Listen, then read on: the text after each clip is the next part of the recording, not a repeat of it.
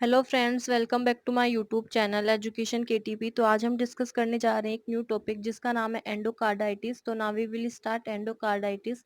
Starting में हम इसकी डेफिनेशन देखते हैं कि जो एंडोकार्डाइटिस होता है उसका मतलब क्या होता है।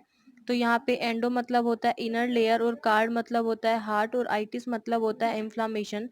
सो endocarditis means inflammation of heart inner most layer endocardium. जैसा कि अपन को पता है कि हार्ट के अंदर 3 लेयर होते हैं। जो आउटर मोस्ट होती है पेरिकार्डियम होती है, मिडल होती है वो मायोकार्डियम होती है और सबसे जो इनर मोस्ट होती है वो एंडोकार्डियम होती है। तो यहाँ पे क्या होता है कि जो एंडोकार्डियम लेयर है उसके अंदर जब इन्फेक्शन हो जाता है तो उसको ही हम बोलते हैं endocarditis. Endocarditis due to microbial infection of the endocardium, any area of the heart that is exposed to turbulent blood flow such as a narrowed cardiac wall और septal defect could be affected by endocarditis. इसके अंदर क्या होता है कि जो microbial infection होता है वो एंडोकार्डियम में हो जाता है। और वो इसलिए होता है क्योंकि जो एरिया एक्सपोज हो जाते हैं टर्बुलेंट ब्लड फ्लो की वजह से, जैसे कि कोई नैरो कार्डिक वॉल होगा या फिर कोई सेप्टल डिफेक्ट होता है, तो वहां पे या फिर उस रीजन पे जो माइक्रोबाइल इन्फेक्शन है वो जल्दी होता है जिसकी वजह से एंडोकार्डाइटिस होता है। Turbulence of blood flow cause damage to the endocardial lining. जो ब्लड के अंदर टर्बुलेंस होता है उसकी वजह से जो एंडोकार्डियम की जो लाइनिंग होती है वो डैमेज हो जाती है। That cause expose the underlying collagen and tissue factor which cause platelets and fibrin to adhere. जिसकी वजह से जो कोलेजन्स होते हैं और टिश्यू फैक्टर होते हैं वो एक्सपोज हो जाते हैं और उस जगह पे प्लेटलेट्स और फिब्रिन का मतलब फिब्रिन वहाँ पे अडेयर हो जाते हैं which form this tiny thrombosis और ब्लड क्लॉट। जिसकी वजह से वो एक थ्रोम्बस या फिर ब्लड क्लॉट बना लेते हैं। This is called non bacterial thrombotic endocarditis और NBTE and it is and it's non bacterial because it happen even before the bacteria show up.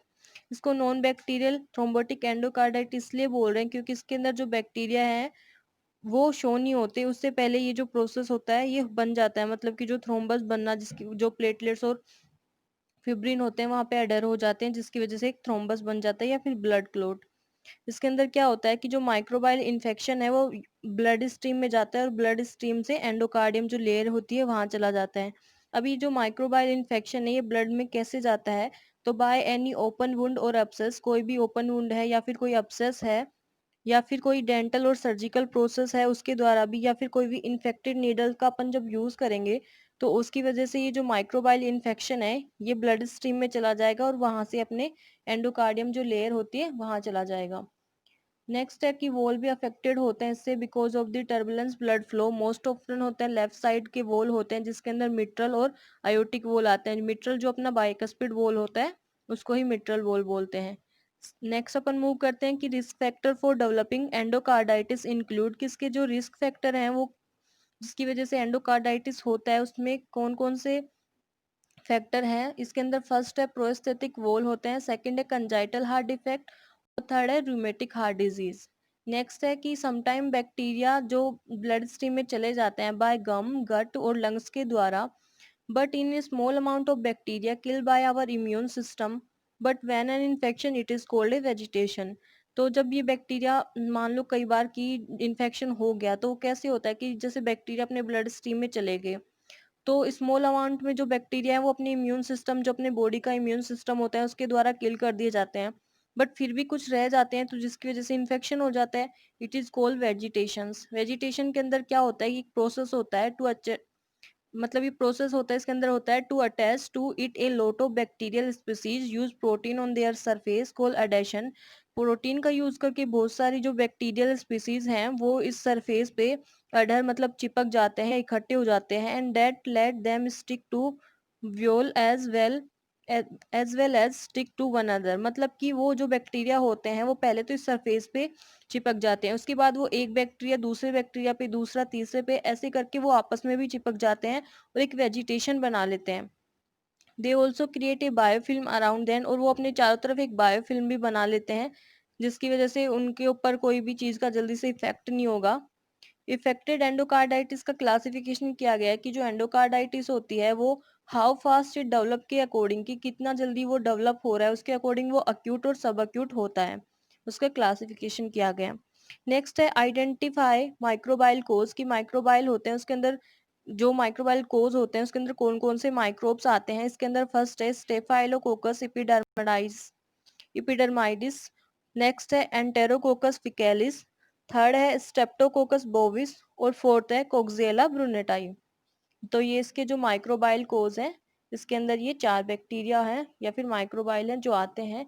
Next अपन यहाँ पे एक डिफरेंस देखते हैं जो विरिडेंस स्ट्रेप्टोकोकाई और स्टेफाइलोकोकस ओरियस के अंदर है, जिसके अंदर विरिडेंस स्ट्रेप्टोकोकाई जो मोस्ट कॉमन है। इन दोनों में अपन डिफरेंस देखते हैं कि कौन सा कहाँ पाया जाएगा, कौन सा ज्यादा घातक होगा, कौन सा कम घातक होगा। तो फर्स्ट अपना जो डिफरेंस है वह विरुलेंस की, कौन ज्यादा घातक होगा। तो जो विरिडेंस स्ट्रेप्टोकोकाई है वो लो होगा, मतलब कम घातक होगा, और स्टेफाइलोकोकस ओरियस होगा वो ज्यादा घातक होगा। फाउंड की ये पाया कहाँ जाएगा, विरिडेंस स्ट्रेप्टोकोकाई माउथ में पाया जाएगा और स्टेफाइलोकोकस ओरियस होगा वो स्किन में पाया जाएगा।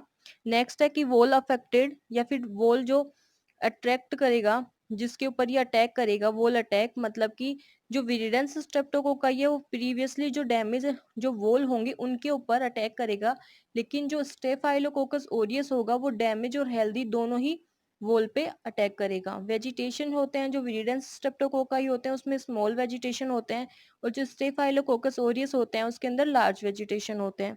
नेक्स्ट अपना डिफरेंस है वोल डिस्ट्रॉय की, किसके अंदर वोल ज्यादा डिफरेंस मतलब डिस्ट्रॉय होगा। तो जैसा कि अपन ने फर्स्ट अपना जो देखा था विरिलेंस वाला, उससे अपन ये समझ सकते हैं कि जो विरिडेंस स्ट्रेप्टोकोकाई है वो लो विरिलेंस है, मतलब कि कम घातक है, तो उसके अंदर जो वोल होंगे वो डिस्ट्रॉय नहीं होंगे।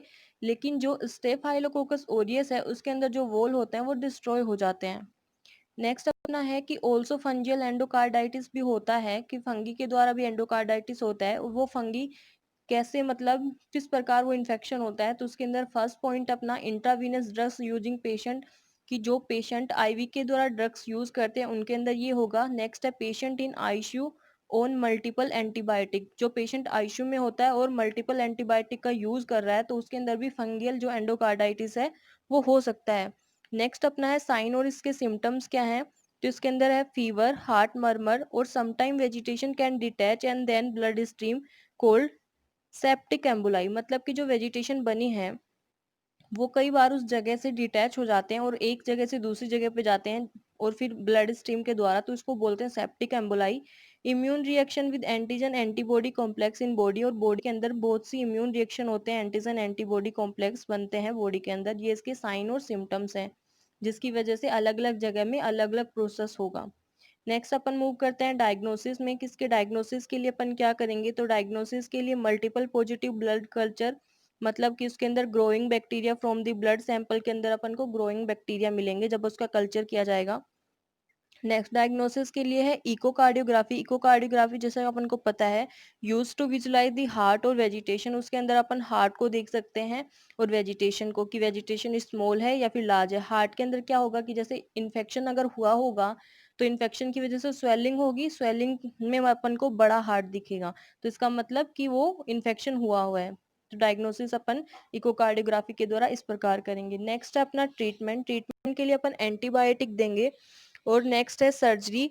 सेवरिक केसेस के अंदर अपन सर्जरी करेंगे जब वोल डिस्फंक्शन ज्यादा होगा जिसकी वजह से हार्ट फेलियर होगा। तो फर्स्ट तो अपना एंटीबायोटिक है और नेक्स्ट अपना सर्जरी है। तो आज का ये टॉपिक एंडोकार्डाइटिस हम यहीं समाप्त करते हैं। आपको वीडियो कैसा लगा प्लीज कमेंट बॉक्स में जरूर शेयर करें और हमारे चैनल एजुकेशन केटीपी को सब्सक्राइब करें। Thank you.